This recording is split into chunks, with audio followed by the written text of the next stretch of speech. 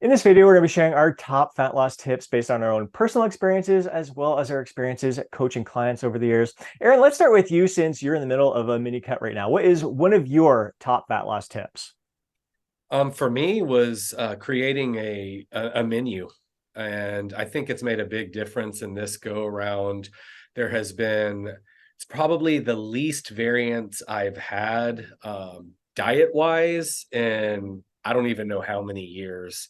And I've really let the times I go out to eat with my family kind of be the days I'm going to eat a variety, but overall when I wake up, I like know what I'm going to eat. At this point, I don't even have to weigh it out because it's just the same meals over and over and over.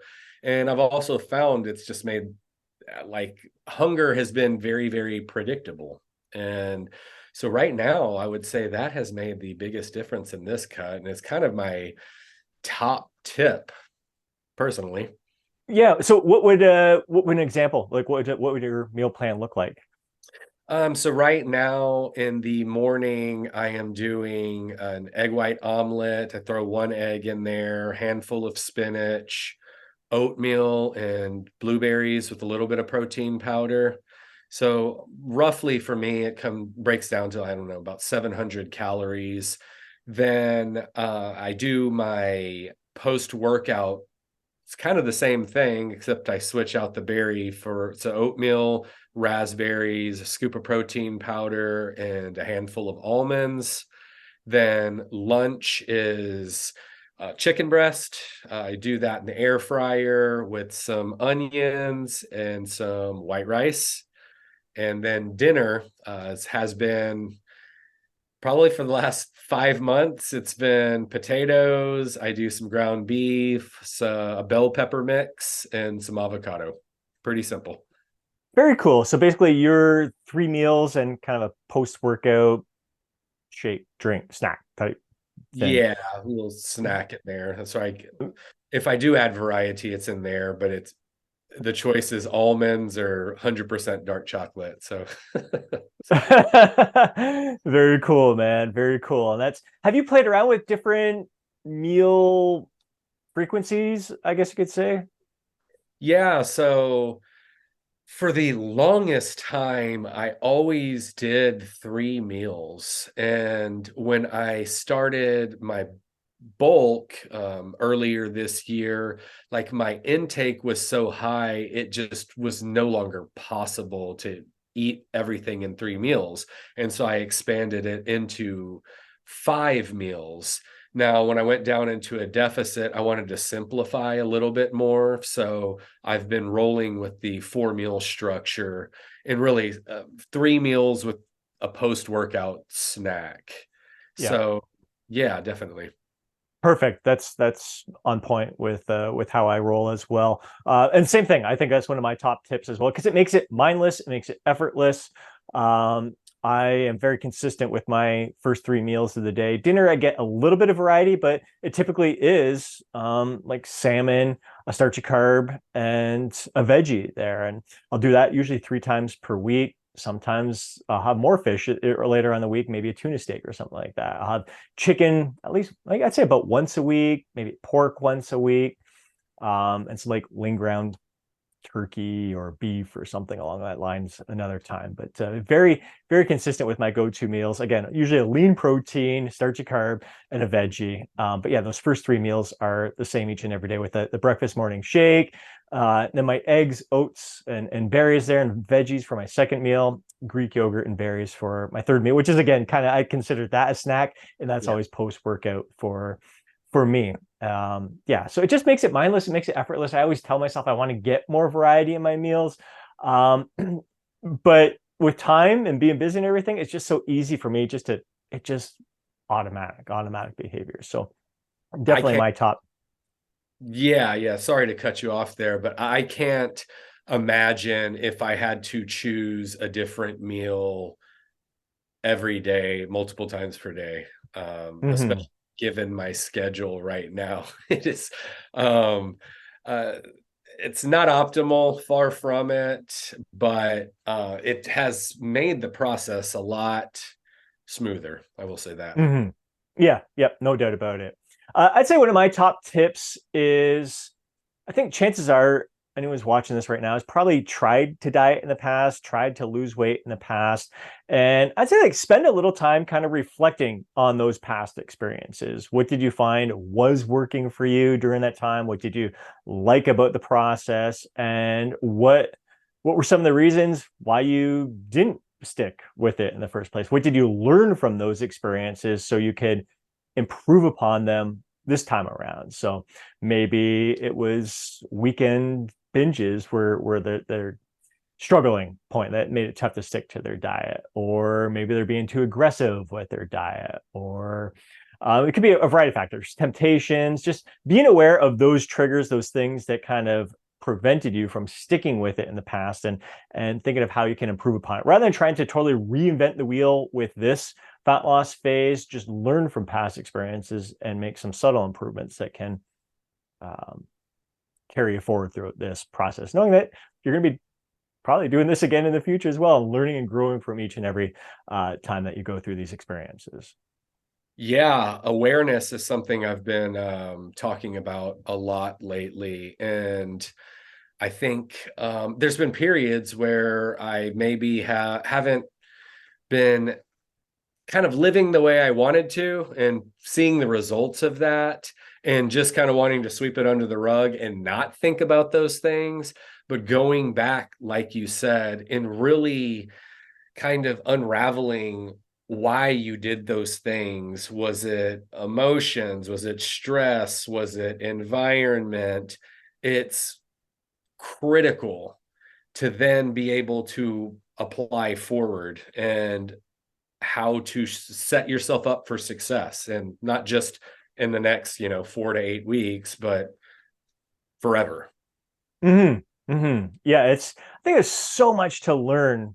Like I just look at every cutting phase that I've gone through over the years, and even when I struggled to lose that 50 pounds of fat for several years there, where was my mind at the time? What was my lifestyle like at the time? That may have been it. Maybe you had everything in place to set you up for success. It was just life really was a challenge at that time, and it just wasn't the right moment for you to embark on this fat loss journey. You just didn't have kind of mental resources and just ability to kind of stick with it through the end. So there could be just many different factors. Maybe you tried a different there was a fad diet that appealed to you. Maybe there's been multiple fad diets that you've tried to go on, and like, just all right, maybe it's time to not go down that route. But yeah, there's just so much to be gained from reflecting on past experiences.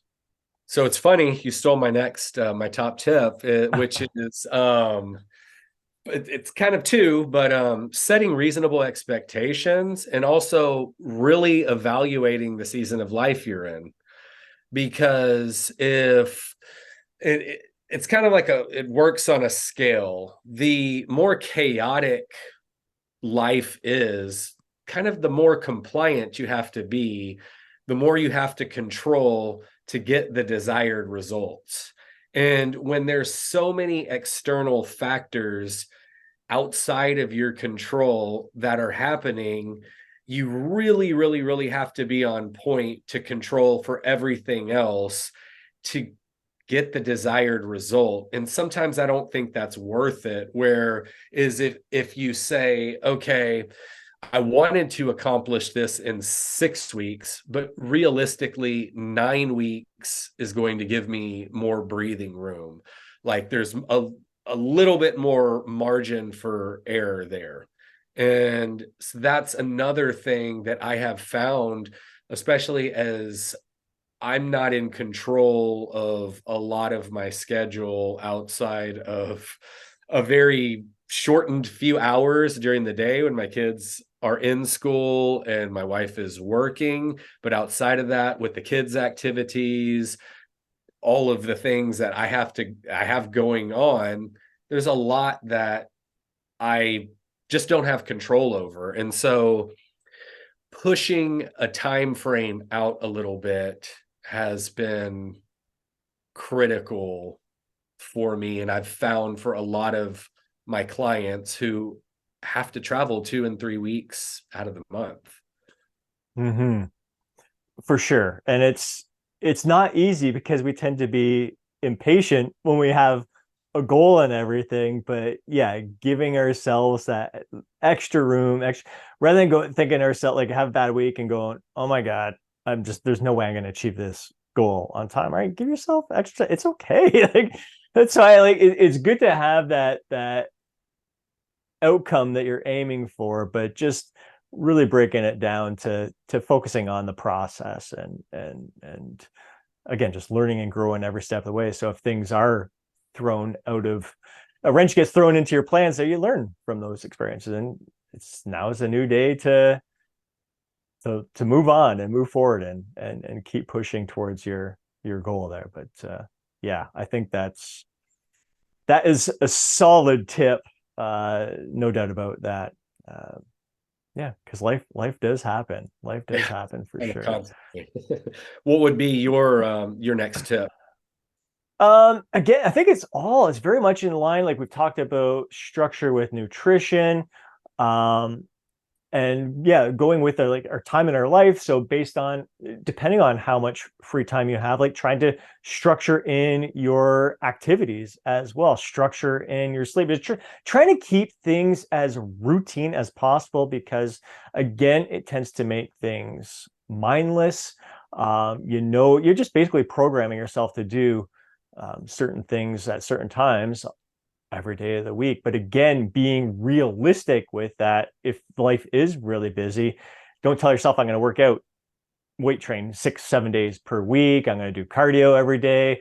Again, you're just trying to put too much on your plate. I prefer to kind of look at things like if you weren't trying to lose weight right now, what are the activities you would want to be doing that would bring more joy to your life and moving your body in a way that's fun for you. And again, there's going to be some that I definitely have clients who just do not enjoy working out at all, but they have their routines. But I like to just try to keep things, build a routine that's you're going to stick with for the long term, not just, all right, when I achieve my goal, I'm going to stop jogging. I'm going to stop weight training. I'm done. I'm here. I'm happy, content. It's just trying to build those habits that are going to serve you for life. And you're always going to improve upon them. They're always going to adapt based on your changing schedule and everything like that as well. Yeah, absolutely. The only thing I'd really add, and again, for the audience, this should come as no surprise, but prioritizing protein. If you can't or you don't want to measure food, building meals around lean protein sources can definitely help control appetite. Obviously, it's important for muscle protein synthesis, for recovery, for all of that. So, structuring meals around protein and then eating things, the awesome stuff, the fats and the carbs around that can definitely make the process easier if you're having to travel a lot, if you don't have time to cook and pre-plan things, if you're not really wanting to measure out things. I will be, I've had my son has had a few soccer tournaments where the weekends are gone. I'm out of the house and eating on the road. We're gone 7, 8 hours a day. And so it is difficult to plan around those things, but just I still have managed to have a successful cut and just I don't even consider that I've been off track, but what I mean by getting back on track is just knowing that that day may not be as perfect as I would want, but the next day I'll eat my normal meals, process will continue, and I'm not going to sit there and stress about it. Mm-hmm. Absolutely, absolutely. And I do find, or do you find with your clients that people have a tough time getting an adequate amount of protein in their diet? Yeah, I think I have been in an echo chamber, so I assume it's easy for everybody, but it at this point almost even if a client has knows they should be eating more protein and they don't exactly know why, they struggle with hitting their protein goal, like almost across the board. It's something Hmm. that has to be worked on. So yes, it is, apparently it's an issue. Mhm. Yeah, yeah. I see. I actually just got someone applied for my coaching this morning, and one of the things that he mentioned is his two struggles is sweets, and the other one is not getting enough protein. So, yeah, I think people are aware of it. Um, and it is interesting because, like for myself, for you, it's not. I find it pretty easy with the food choices I make. Like there's protein. I do have a scoop of protein in my powder in my shake in the morning. Uh, I for my next meal with the four free range eggs, that's where a good chunk of my protein's coming from. The Greek yogurt protein in that, and then my meal is all my dinner is always a lean protein with the veggie and the carbs. So when I'm looking at total protein at the end of the day, a lot of times I'm damn close to like 200 grams of protein, but that's like total protein. The protein in some of the veggies, the starchy carbs. It's not like just protein from chicken, just protein from the powders and stuff. It's like a combination of all the sources out there. So yeah, and like for other people who have found who have struggled with their protein intake, there's trying to get them to, if they're not having eggs throughout the day, maybe a hard-boiled egg, beef jerky, like more expensive, but those smoked salmon slices, Mhm. canned tuna, if they have to have that in there. There's just there tends to be a lot of different options. And on the go, like if I am on the go, I'm not afraid to have a protein bar No. here and there as well. I don't have them in the house anymore because they're just too good. So I'd have a tough time controlling myself. But if it's after a workout and I didn't bring any Greek yogurt with me, I'll just hit the store close by me. I really love the Daryl's bars, the natural protein bar.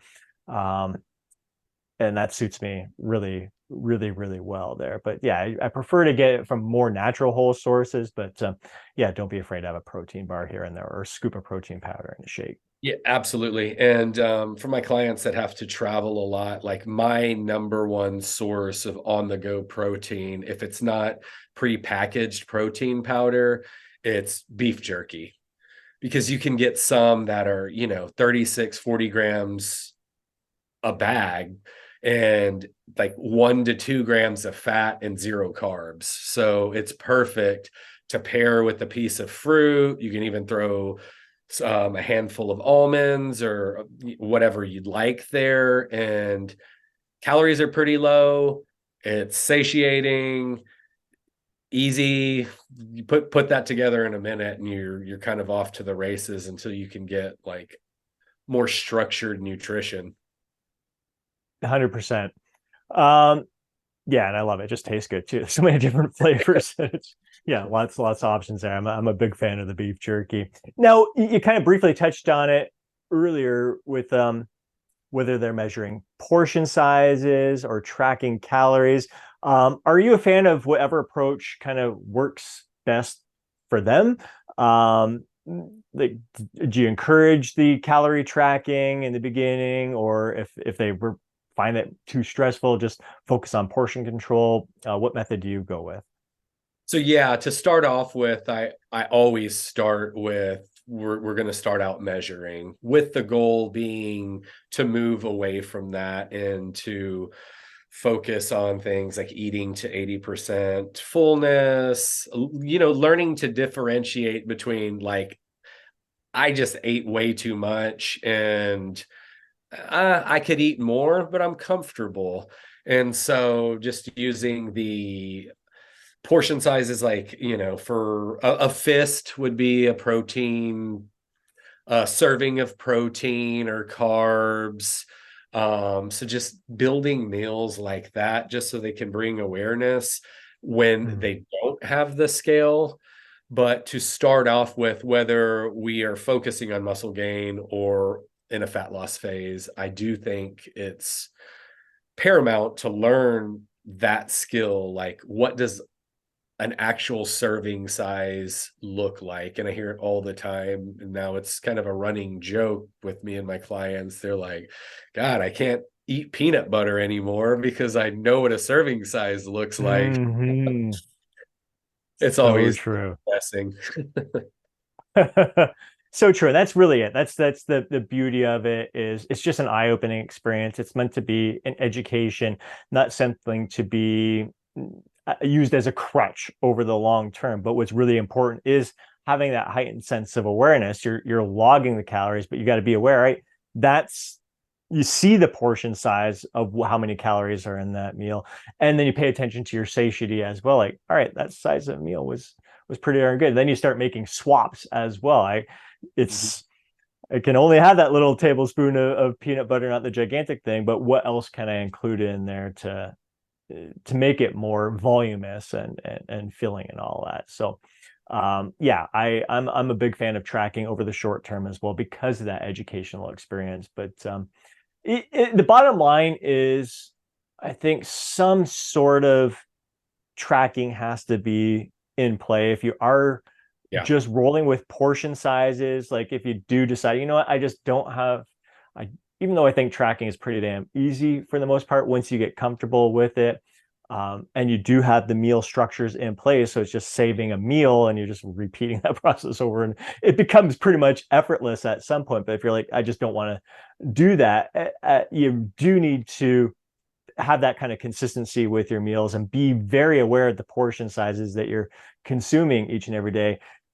So, you know, all right, if the scale isn't changing, I'm going to reduce my portion size. So if you know you're having 4 eggs every day, all right, I'm going to have 3 eggs today instead. If you know you're having a big bowl of oats that you're not measuring, at least you know you've got to make that portion size smaller. So, Yeah. um, yeah, there's got to be some sort of mindful tracking in place, whether it's with a calorie tracker, just being very, very aware of your portion sizes there. I think that's the thing with tracking calories is that